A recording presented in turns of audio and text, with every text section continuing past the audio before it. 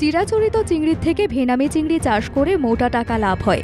সেজন্য পাথর প্রতিমার মৎস্যজীবীরা সেই ভেনামি চিংড়ি চাষের দিকে ঝোঁকেন। 2012 সাল থেকে দক্ষিণ চব্বিশ পরগনা জেলা জুড়ে শুরু হয়েছিল ভেনামি চিংড়ির চাষ। সে সময় প্রায় 300 হেক্টর পুকুরে চিংড়ি চাষ হতো।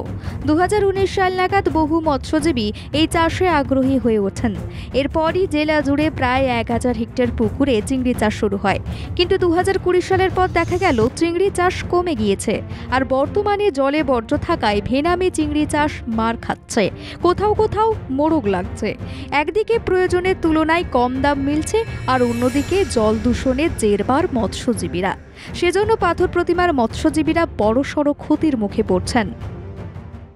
নদীতে ভেনামি চাষে প্রচুর ক্ষতি হয়েছে এবং নদীর জল বেড়ে গিয়ে ভেনামি চাষ এসে জল ঢুকে গিয়ে অনেক মাছ নদীতে চলে গেছে এবং অনেক টাকা আমাদের ক্ষতি হয়েছে।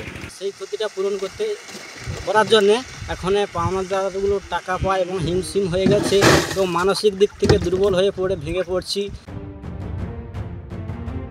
দীর্ঘ সাফল্যের পর ভেনামি চিংড়ি চাষে এখন ক্ষতির মুখ দেখছেন চাষিরা। পুরনো পদ্ধতিতে দেশীয় বাগদা চিংড়ি চাষ করলে হেক্টর প্রতি 400 থেকে 500 কেজির মতো বাগদা চিংড়ি উৎপাদন সম্ভব ছিল। কিন্তু এই নিবিড় পদ্ধতিতে চিংড়ি চাষ করার পর হেক্টর প্রতি 1.5 টন থেকে 2 টন চিংড়ি পাওয়া সম্ভব হচ্ছে। অন্যদিকে নিবিড় পদ্ধতিতে ভেনামি চিংড়ি চাষ করা হলে হেক্টর প্রতি 8 থেকে 10 টন পর্যন্ত চিংড়ি পাওয়া সম্ভব। এতে লাভ হতো প্রচুর।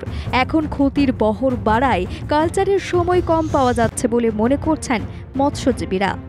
এখন সব দিক থেকে দেখতে গেলে এক্সপোর্টের রেট কম, যার ফলে এখন খুব একটা লাভজনক নয়। ফিডের মেডিসিনের রেট বেশি, এখন সে তুলনায় প্রফিটটা এখন অনেক কম হচ্ছে। সঠিক উপায়ে ভেনামি চিংড়ি চাষ না করা গেলে এই চিংড়ি চাষে ক্ষতি হতে পারে। জল ও বর্জ্য পদার্থ শোধন, বায়ু সঞ্চালন, স্বাস্থ্য ব্যবস্থাপনা, রোগের তথ্য সংরক্ষণ, খাদ্য প্রয়োগ সহ অন্যান্য তথ্য না রাখলে এই চিংড়ি চাষে ক্ষতি হতে পারে। তাই লাভজনক এই চাষের উন্নতিতে প্রশাসন সাহায্য করলে তাদের কিছুটা সুবিধা হতে পারে বলে মনে করছেন মৎস্যজীবীরা।